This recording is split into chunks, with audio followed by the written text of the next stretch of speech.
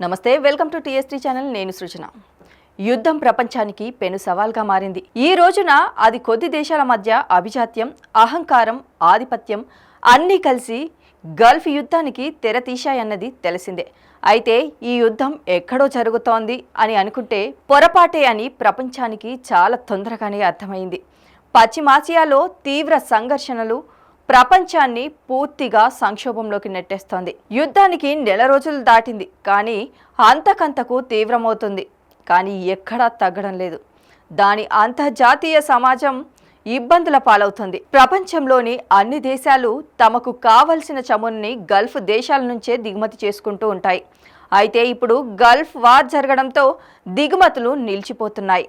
దాంతో భారత్ లాంటి పెద్ద దేశాల నుంచి చిన్న దేశాల వరకు ఇంధనం లేక అవస్థలు పడుతున్నాయి. దానికి ప్రధాన కారణం హార్ముజ్ జలసంధి మీద ఇరాన్ ఆధిపత్యం ఉండడమే. పూర్తిగా తన నియంత్రణలో ఉన్న ఈ జలసంధి మార్గాన్ని ఇరాన్ అదుపులో ఉంచుకుంది. దాంతో చమురు దిగుమతుల సరఫరా బాగా తగ్గిపోయింది. అనేక ఆంక్షల నడుమ ఒక్కో నౌక నెమ్మదిగా భారత్ లాంటి దేశాలకు చేరుకుంటున్నాయి. దాంతో సరఫరా గొలుసు కట్టి దెబ్బతింటోంది.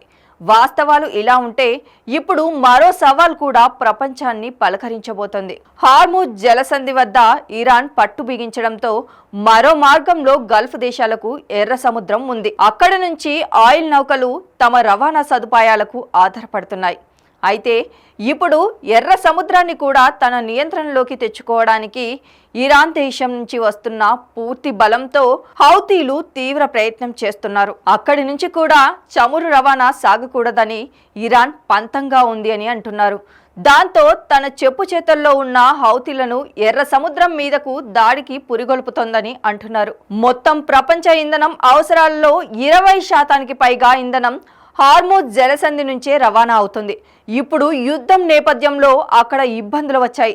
మరోవైపు ఎర్ర సముద్రం నుంచి కూడా ప్రపంచానికి 15% నుంచి 20% దాకా చమురు రవాణా జరుగుతోంది. దాంతో ఎర్ర సముద్రాన్ని సైతం బంధిస్తే ఖచ్చితంగా ప్రపంచం మొత్తం స్తంభించిపోతుంది అని అంటున్నారు. ఇది నేరుగా ప్రపంచ ఆర్థిక వ్యవస్థ మీద పెను ప్రభావం చూపిస్తుందని ఆర్థిక నిపుణులు ఆందోళన వ్యక్తం చేస్తున్నారు. ఈ చమురు రవాణాలో అతిపెద్ద దిగుమతిదారులుగా ఉన్న భారత్ లాంటి పెద్ద దేశాల్లో ఈ ముప్పు మరీ ఎక్కువగా ఉంటుందని విశ్లేషిస్తున్నారు. ఇప్పటికే భారత్లో గ్యాస్ ఇబ్బందులు పెరిగాయి.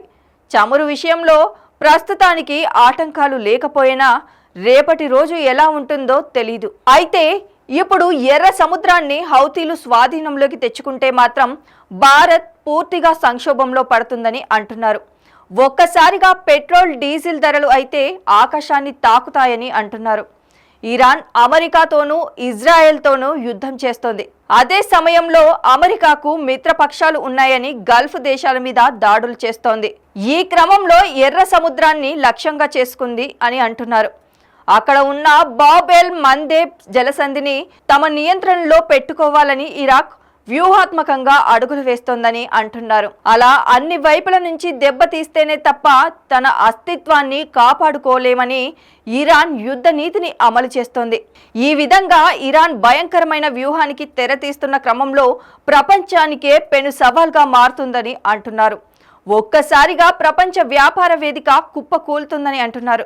ఇరాన్ చేతిలో పావులుగా హౌతీలు ఉన్నారు. వారిని ముందు పెట్టి ఎర్ర సముద్రం మీదుగా రవాణా అవుతున్న ఇంధన నౌకల మీద దాడులు చేయించాలని ఇరాన్ చూస్తోంది అని అంతర్జాతీయ వార్తా కథనాలు తెలియజేస్తున్నాయి.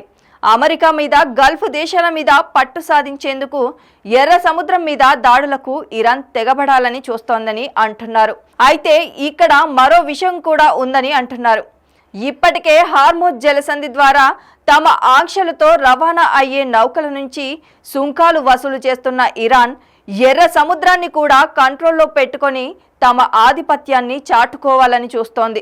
ఇదిలా ఉంటే అటు హార్ముజ్, ఇటు ఎర్ర సముద్రం రెండు కూడా బంద్ అయితే ప్రపంచానికి ఇంధన రవాణా అయ్యే మార్గాలు మూసుకుపోతాయి. సౌదీ అరేబియా అయితే తమ ఇంధనాన్ని ఎర్ర సముద్రం మీదుగా పంపిస్తోంది. ఇంధనం ఈ రోజున అన్నింటి మీద ప్రభావం చూపిస్తుంది. ఇంధన వనరులు కనుక దిగుమతి తగ్గినా లేక ఆగిన భారత్ లాంటి దేశాల్లో ద్రవ్యోల్బణం తీవ్రంగా పెరుగుతుందని రూపాయి విలువ పడిపోతుందని అంటున్నారు. అంతేకాదు ప్రతి వస్తువు మీద ధరలు దారుణంగా పెరిగి భారత్ ఆర్థిక వ్యవస్థకే దెబ్బ కొడుతుందని అంటున్నారు. ఎందుకంటే భారత్కి ఎర్ర సముద్రం మీదుగానే ఐరోపా తదితర దేశాల నుంచి వ్యాపార వాణిజ్యాలు జరుగుతాయని గుర్తు చేస్తున్నారు. ఈ వీడియో గనక మీకు నచ్చినట్లయితే లైక్ చేయండి, షేర్ చేయండి. మరిన్ని అప్డేట్స్ కోసం మా ఛానల్ని సబ్స్క్రైబ్ చేసుకోండి.